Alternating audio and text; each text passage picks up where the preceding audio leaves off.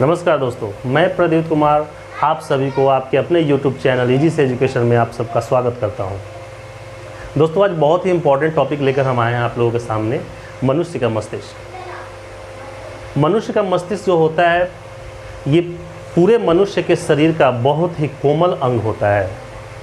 यह मस्तिष्क हमारे खोपड़ी के अंदर, क्रेनियन के अंदर सुरक्षित ढंग से रखा हुआ है। क्रेनियन के अंदर, मैं ये वो लिखता हूँ ये वर्ड क्रेनियन, क्रेनियन के अंदर सुरक्षित ढंग से रखा होता है। इस क्रेनियन के अंदर एक झिल्ली होता है, उस झिल्ली को बोलते हैं मेनिनजीज। और ये ही मेनिनजीज जो होता है ना, हमारे मस्तिष्क को बाहरी दबाव या आघातों से सुरक्षा करता है। मतलब कि मस्तिष्क रखा गया है क्रेनियन के अंदर में, और क्रेनियन के अंदर है मेनिनजीज जो मस्तिष्क के साथ लेयर बना के है, और वो हमारे बाहरी आघातों से हमारी रक्षा करता है। ठीक है, तो अब हम जो चर्चा करेंगे कि जो मनुष्य का मस्तिष्क होता है कितने पार्ट्स में बटे हुए हैं, और प्रत्येक पार्ट। मनुष्य के मस्तिष्क के जनरली 3 भाग होते हैं। पहला होता है अग्र मस्तिष्क, दूसरा होता है मध्य मस्तिष्क, और तीसरा होता है पश्च मस्तिष्क। जैसा कि मैं बोर्ड पे लिखूं अभी, अग्र मस्तिष्क पहला, दूसरा मध्य मस्तिष्क, और तीसरा पश्च मस्तिष्क। अब अग्र मस्तिष्क के भी 2 पार्ट होते हैं। अग्र मस्तिष्क की अगर बात करें तो अग्र मस्तिष्क भी 2 भागों में बटा होता है। पहला है आपका सेरिब्रम और दूसरा है डाइएन्सेफेलॉन। ठीक है, तो पहले सेरिब्रम की बात करें तो दोस्तों, सेरिब्रम जो हमारे मस्तिष्क का जो पार्ट है, सेरिब्रम जो अग्र मस्तिष्क का पार्ट है, ये पूरे मस्तिष्क का सबसे बड़ा पार्ट होता है।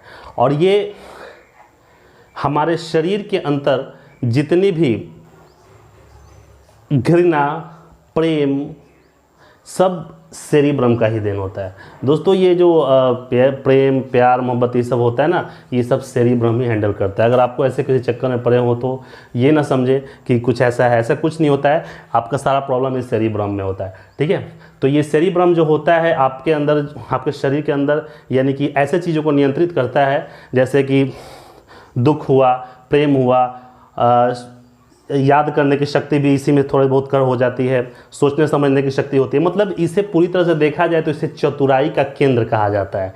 ठीक है, इसे चतुराई का केंद्र कहा जाता है। जो हमारा आता है ना, वो है डाइएन्सेफेलॉन। ठीक है, बात अगर डाइएन्सेफेलॉन की करें तो ये हमारे शरीर के ताप को नियंत्रित करता है। ये जो है ना, हमारे शरीर के ताप को नियंत्रित करता है, रोने की क्रिया को नियंत्रित करता है। यानी कि जैसे अगर मान लीजिए कि अगर हम लोग कहीं जाते हैं, किसी ठंडे प्रदेश से गर्म प्रदेश में जाते हैं, या फिर गर्म प्रदेश के लोग ठंडे प्रदेश में आते हैं, तो वहाँ पे ना इन लोगों का जो बॉडी टेम्परेचर है उसको नियंत्रित करने का जो काम होता है, ये आपका डाइएन्सेफेलॉन करता है। इसके अलावा ये रोने का भी क्रिया को नियंत्रित करता है, एटसेट्रा बहुत सारी क्रियाएँ होती है जो ये करता है। ठीक है, तो मैं एक बात और बताऊँ कि इस सेरिब्रम में ना एक बहुत ही छोटी छोटी संरचनाएँ बनी होती है, जिसमें से एक प्रमुख है, उस प्रमुख संरचना का नाम पाई जाती हैं। जैसे इसमें एक बहुत ही महत्वपूर्ण संरचना है जिसका नाम है गाइरस और सल्कस।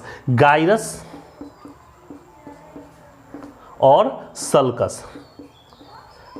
और सल्कस, इनकी जो रचनाएं होती हैं ना, कुछ इस प्रकार की होती हैं। देख सकते हैं आप ऐसे, ये सेरिब्रम में कुछ इस तरह से बनते हैं। ये जो चीज़ आप देख रहे हैं ना, ये वाला इसको बोलते हैं गाइरस। कुछ मतलब कि कुछ सेरिब्रम में कुछ इसी प्रकार की संरचनाएं होती हैं, गाइरस। ये जो एरिया जो ऊपर उठा हुआ है ना, ये गाइरस है। और यहाँ पे आप देख सकते हैं कि इन दोनों के बीच में इतना गैप है ना, तो इस गैप को बोलते हैं सल्कस। इस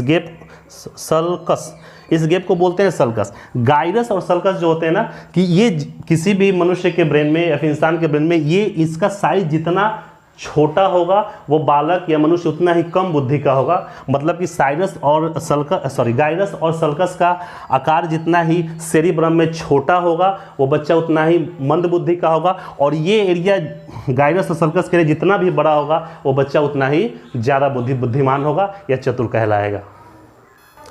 दोस्तों मस्तिष्क के ब्रेन के अगर दूसरे पार्ट की बात करें तो वो आता है मध्य मस्तिष्क, ठीक है। लेकिन मध्य मस्तिष्क के बताने से पहले मैं आपको एक चीज़ बता दूं कि जो हमारा जो अग्र मस्तिष्क होता है ना, ये पूरे मस्तिष्क का सबसे बड़ा भाग होता है, और उसमें भी सबसे बड़ा भाग होता है सेरिब्रम। मतलब 2/3 पूरे मस्तिष्क का ये सेरिब्रम जो है ना, जो अग्र मस्तिष्क का एक पार्ट है, वो पूरे मस्तिष्क का 2/3 भागों में फैला हुआ है, ठीक है। मध्य मस्तिष्क की अगर बात करें तो मध्य मस्तिष्क की अगर बात की जाए तो मध्य मस्तिष्क ये शरीर को संतुलन करता है। जी हाँ दोस्तों, ये शरीर को संतुलित करता है। अगर हम 2 पैरों पे चल पा, ये शरीर को संतुलन करता है। क्या करता है?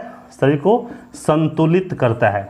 अगर हम 2 पैरों पे चल पा रहे हैं तो मध्य मस्तिष्क के चलते। इसके अलावा जैसे अगर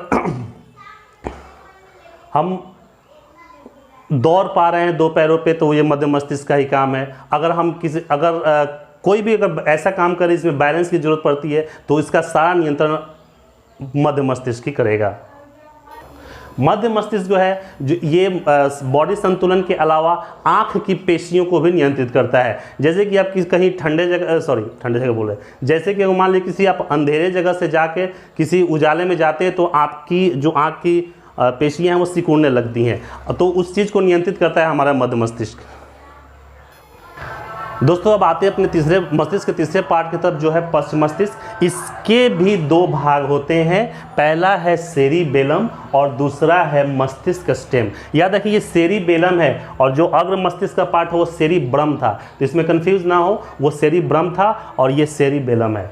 ये अगर इसके भी 2 पार्ट है ना, तो इन दोनों के भी अलग अलग कार्य होते हैं। जैसे ये अगर सेरिबेलम की अगर बात की जाए तो सेरिबेलम जो होते हैं हमारे ऐच्छिक क्रियाओं को करवाता है। जैसे मान लीजिए कि अगर मैं कोई खाना खाने बैठता हूँ तो अपने हाथ से रोटी का टुकड़ा भात करने वाले के मुंह में डालता हूँ, या फिर मैं आप लोगों को यहाँ पे यूट्यूब पे कुछ वीडियो बना रहा हूँ, बोल रहा हूँ, तो वो हमारी ऐच्छिक क्रिया के अंतर्गत आती है। यानी कि ऐसी क्रियाएं जो हम अपने मन से करते हैं, चलते हैं, फिरते हैं, खाते हैं, दौड़ते हैं, गाते हैं, जो भी चीज़ें होती हैं वो मस्तिष्क के जो तीसरा पार्ट है पश्च मस्तिष्क का सेरिबेलम पार्ट करवाता है। अगर दोस्तों अगर ये आगे पश्च मस्तिष्क का अगर ये सेरिबेलम पार्ट नष्ट हो जाता है ना, तो हम अपने शरीर के किसी भी चीज़ पे नियंत्रण खो बैठेंगे।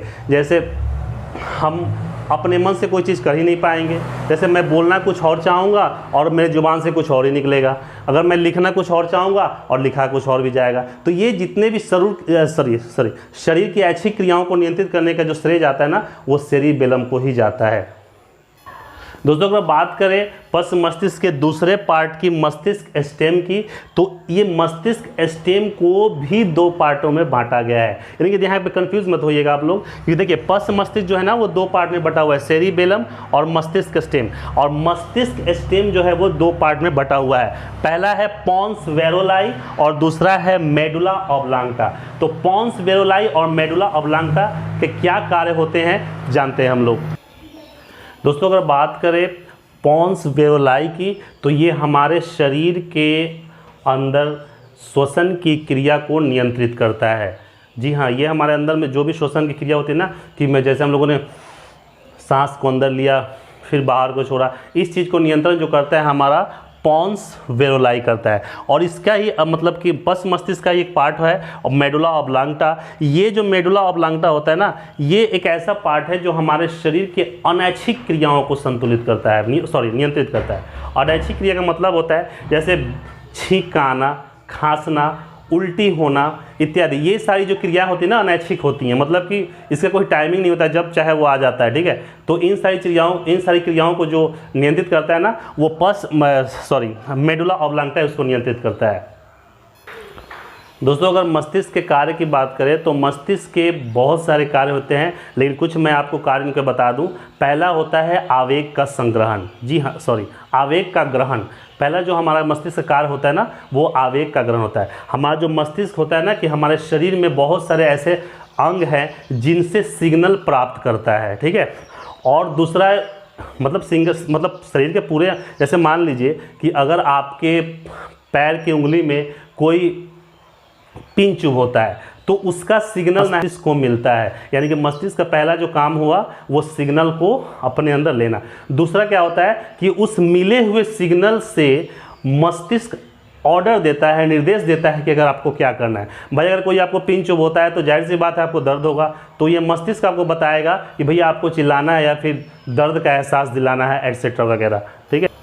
मस्तिष्क का एक और बहुत ही महत्वपूर्ण कार्य होता है कि जैसे हमारे शरीर में बहुत सारे ऐसे सिग्नल होते हैं ना कि जैसे एक साथ ही मस्तिष्क को मिलते हैं। जैसे को आपके पैर में कोई चींटी काट रहा है, कोई गुदगुदी कर रहा है, तो ये सारे सिग्नल, बहुत सारी ऐसी क्रियाएं होती हैं ना जो हमारे उस वो अंग जो होता है ना हमारे शरीर मस्तिष्क को एक बार देते हैं। लेकिन मस्तिष्क उस समय कंफ्यूज नहीं होता है, बल्कि उचित निर्देशन करता है कि भाई किस अंग में क्या हो रहा है, उसको क्या निर्देश दिया जा रहा है। मतलब क्या निर्देश देगा, उसको हंसना है, रोना है, खुशी होना है, जो भी। अगर दर्द ज़्यादा हो रहा है तो रोएगा, गुदगुदी हो रही है ज़्यादा तो रोएगा। मतलब कि मस्तिष्क इस चीज़ को बहुत ही आसानी से समझ लेता है। दोस्तों अगर बात करें मस्तिष्क की वज़न का, तो जनरली मस्तिष्क के वज़न को 1.5 किलो माना गया है, 1.5 किलो। लेकिन आप ध्यान रखिएगा कि ये 1.5 किलो फिक्स नहीं होता है। मनुष्य का शरीर का जितना वज़न होता है उसका 2% उसके मस्तिष्क का वज़न होता है। ये 1.5 किलो औसतन मान लिया गया है। हालांकि हमारे एग्जाम में अगर पूछता है तो हम लोग ये कभी कभी क्या होता है ना कि 1.4 केजी से ये 1.5 केजी की तरफ रहता है। ठीक है। और अगर इसकी आयतन की बात करें तो 1650, इसका 1650 ml हमारे मस्तिष्क का जो है वो आयतन रहता है। ठीक है। अब कुछ इंपॉर्टेंट फैक्ट और बताते हैं मस्तिष्क के बारे में कि जो औरतों का मस्तिष्क होता है ना वो पुरुषों के मस्तिष्क से किसी भी चीज़ को याद करने में ज़्यादा सक्षम होता है। जी हाँ, वो बहुत पुरानी बातों को याद रख सकती हैं एक पुरुष की अपेक्षा। पुरुष बहुत जल्दी भूल जाता है, लेकिन वो महिलाएं ना सालों साल के बाद याद रखती हैं। लेकिन एक चीज़ है कि पुरुष का जो मस्तिष्क होता है महिलाओं के मस्तिष्क के 10% बड़ा होता है। धन्यवाद।